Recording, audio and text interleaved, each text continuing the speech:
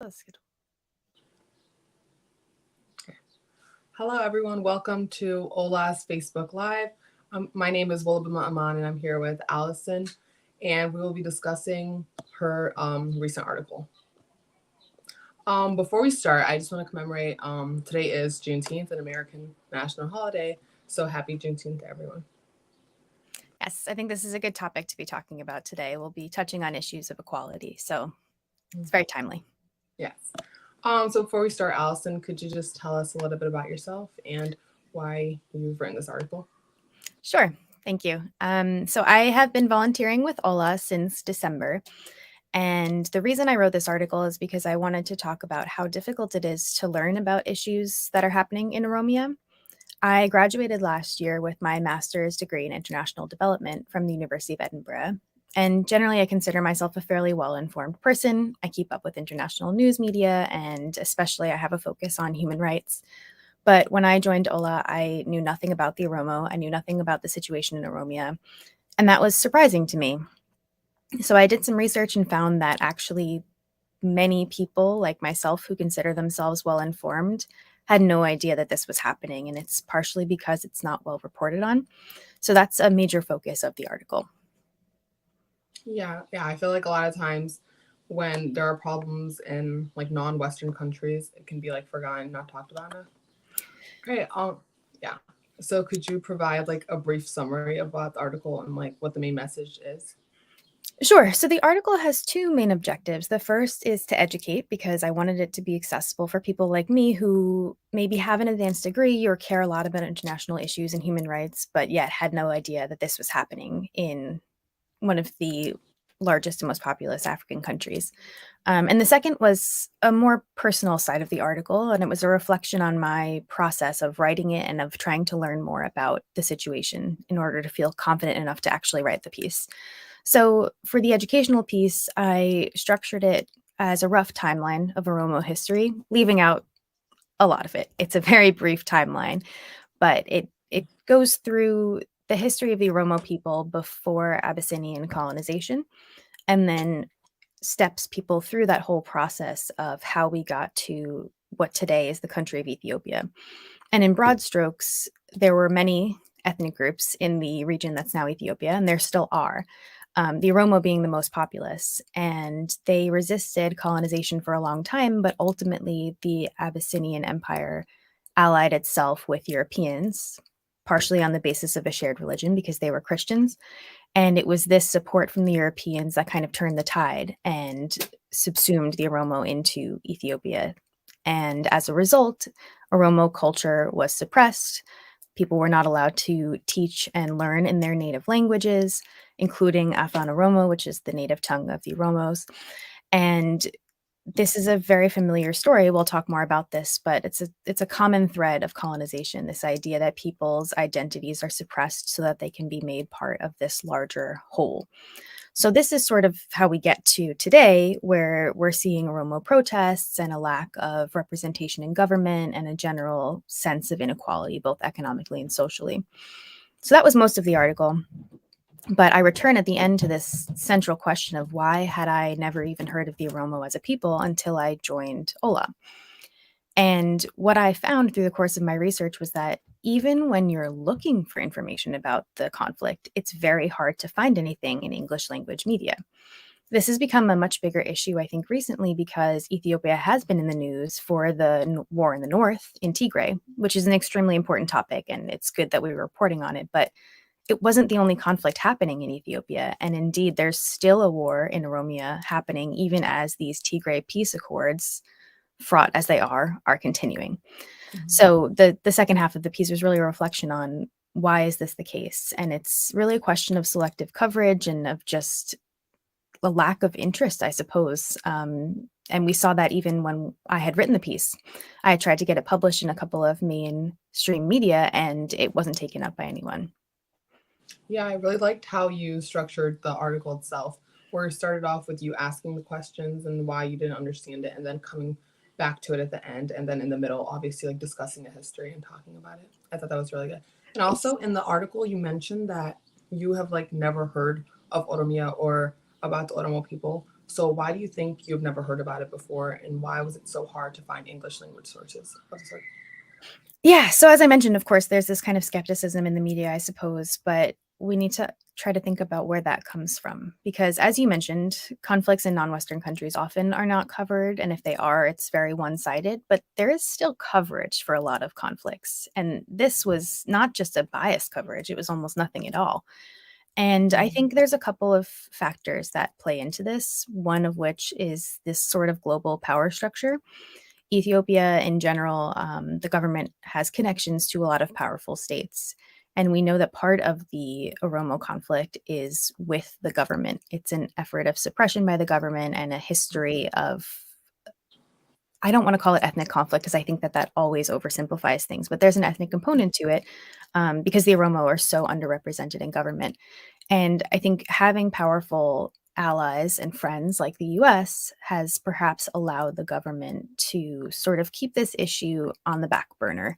It was only recently that the Secretary of State even mentioned Oromia in passing, basically, in a comments with the Prime Minister. So I do think that power relations have a lot to do with it. And the US and other countries see Ethiopia as kind of a bastion of stability, which was damaged somewhat by the war in Tigray and a partner in East Africa. But the other part I think has to do with the media as well, because the media have reported on other issues, specifically the war in Tigray. And what I've been hearing from people who work at Ollaa is that when people come forward with credible allegations of human rights abuses, media sources, instead of saying, wow, we should investigate this, they ask, well, why is no one else reporting on it? If this is really credible, why is there nothing out there? But that becomes a vicious cycle. If no one's reporting on it and people are relying on reports to confirm, then no one's going to continue to report on it. And this is ultimately, this is the job of investigative journalism, is to go out and be the first one to write about it. So I think we need to kind of break that cycle in order to get this into the public consciousness. Yeah, I totally agree. And you mentioned that in the article, and that was very good. In the article, you write that the Oromos are symbols of inequality in modern times. Can you explain what you meant by that? Yes. So the more I read about this situation, the more I saw familiar echoes of places around the world. We know that imperialism is not limited to Ethiopia, it's a common refrain throughout the entire world. I think one thing that makes the situation of the Oromos a little bit interesting is that this was not European colonization, it was Abyssinian colonization. But as I mentioned before, the Europeans were still involved.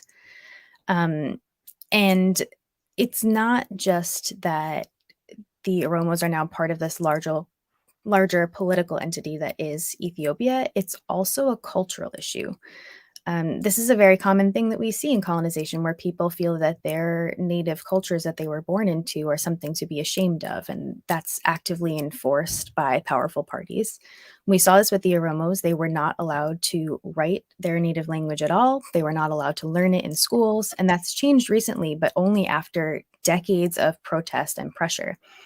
And these sorts of effects really add up and they have a cumulative impact on the way that society is structured today.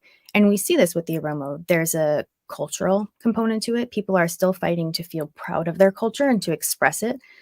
They feel discriminated against when jobs, for example, require them to be fluent in Amharic, but their native language is Afan Oromo. But we also see economic effects as well. And we'll get into this more, I'm sure, in a bit. But I talk about this in the article that poverty is a major issue in Oromia, and it's a structurally induced poverty rather than something that's naturally occurring. Yeah. You also talk about a drought, like a multi-year drought, and how it has made it difficult for Oromos. Do you see this as related a relation to like human rights situations there, or just an unfortunate coincidence? Obviously, it is unfortunate, but I don't think it's necessarily a coincidence. And this relates back to the idea of Oromos kind of symbolizing modern inequality. We know that climate change disproportionately affects people in poverty, people of color, people who are least able to adapt to it and have the least blame, frankly, for causing it in the first place. And the Oromos illustrate this pretty clearly because at the time that they were colonized, a lot of them were pushed off of their lands, which were very fertile. And this is still happening today. So they led this pastoral lifestyle where they were really able to live off of their lands. And they have since been pushed onto these lands that are much more susceptible to climate issues. So when the drought happened, things were already difficult for people. And now there's almost nothing left for them. Livestock are dying, crops are dying. And this is not an accident. Oromo land was used to feed the rest of the empire and now country. And it used to be theirs and now it's not. And so I think to try to look at climate issues as something that just happens randomly and it could happen to anyone is missing this broader picture. Yeah, and I feel like that's a really important point to highlight, especially like living in America. I feel like we just overlook climate like change in like underdeveloped countries like Ethiopia and Yeah, it's how taken for yeah, granted. we ignore that they can be caused by people and it's not just something that happens. Mhm. Yeah. You also touch on imperialism at several points in the article. Ethiopia is a fairly well-known country, or one of the more well-known African countries. So, could you talk about how the fact that Europe specifically has never like colonized it, how you can like expand on how imperialism like plays as a current situation in Oromia? Yeah, I think there's 2 main components to this, and the first I talked about briefly, but colonialism is associated with Europe, and for good reason. European colonialism shaped the modern world as we know it today, and I will return to that in a moment. But it's unfortunately kind of a fact of human history that larger empires tend to invade smaller cultures and take them over. And this is what we saw happen in Ethiopia. Even though that region of Africa was not colonized by Europeans, it was still influenced by European colonization via the Abyssinian Empire. And it was this now, of course, Ethiopia is considered a country, not an empire, but we still see these echoes in today's Ethiopia. There is technically a provision in the constitution for a very multicultural government to reflect the fact that there are many ethnic groups in Ethiopia, but it's still largely Amharic. And this trickles down. It's democracies need to be truly representative. And we're seeing the sort of imperial echoes in the fact that this democracy is not truly representative. And Oromos have been protesting to have basic rights recognized for decades now, and we're still not seeing that taken care of. And I think that's kind of the in-country effect, but there's a broader global effect as well. As I mentioned earlier, European colonization very much restructured the world to reflect the modern system that we have today. And that does have negative consequences for these. I can't even call the Oromos a minority group because they're not, but they're a repressed group nonetheless, because the global system can help to keep these groups down. And I think we're seeing this in Ethiopia, where we're not seeing the international powers use their powers to lift up Oromo voices, to report on these issues, to put pressure on the government when they have official visits. And so I think there's a kind of a more insidious approach to imperialism, which I've written about in, in other contexts, but I think it's relevant here too, that even without formal colonies, we're still seeing other countries exert their influence on countries like Ethiopia, and it has very real effects for groups like the Oromo who are feeling oppressed by their own governments. Yeah, I feel like a lot of outside forces can like play a big role in these countries, and it's important to acknowledge that. Um, so closing off, it's easy to feel powerless in situations of structural inequality. What what can concerned people around the world do to help the people in in Oromia? Yes, so this is definitely a question that's kind of near and dear to my heart, and it's part of the reason that I went and got my degree in development in the first place, because I felt that being born in a position of relative power, this was maybe a good way for me to use that in a productive way. And I know that there are a lot of people, especially young people in my generation, who feel the same way and who really want to affect change, but they feel that they don't know how. And I understand that because, frankly, when I was writing this article, I spent months doing research because I was nervous to misrepresent this very important issue because it's not about my people, in quotes. Um, but I do think that there are things people can do. So the first thing they've already done, which is to realize that this problem exists, which sounds silly because how do them just knowing about it help? But it does help because now they know this is an issue, it's an ongoing issue, and they can deliberately seek out more information. So obviously following Ollaa is a great way to do that. There's tons of reports on the website.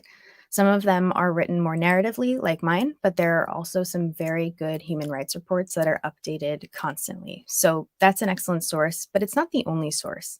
Audit Standard is a news site that you can go to for information, and they're pretty good about covering Oromo issues.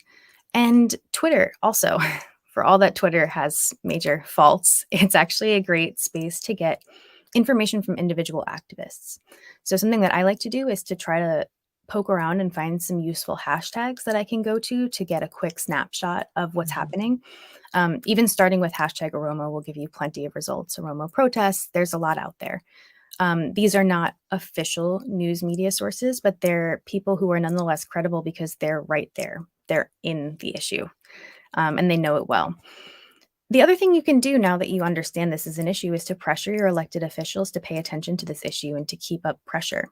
So, for example, I mentioned earlier that Secretary Blinken finally actually acknowledged that there is a conflict in Oromia when he was speaking with the prime minister a few months ago.